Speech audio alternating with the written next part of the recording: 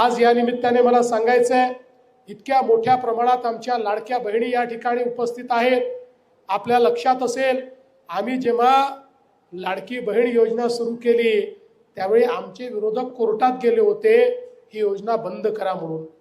पण आम्ही कोर्टाला देखील सांगितलं की आमच्या बहिणींना आम्ही मदत करू इच्छितो, तर यांना का बरं या ठिकाणी त्रास होतो, आणि कोर्टानेही आम्हाला परवानगी दिली। आज लाडकी बहीण योजना आपण योग्य प्रकारे चालवतो आहोत, आणि कोणी काहीही अफवा पसरवली तरी लक्षात ठेवा, काहीही झालं तरी लाडकी बहीण योजना बंद होणार नाही, ती सुरूच राहील। माझ्या बहिणींना ते पैसे मिळतच राहतील।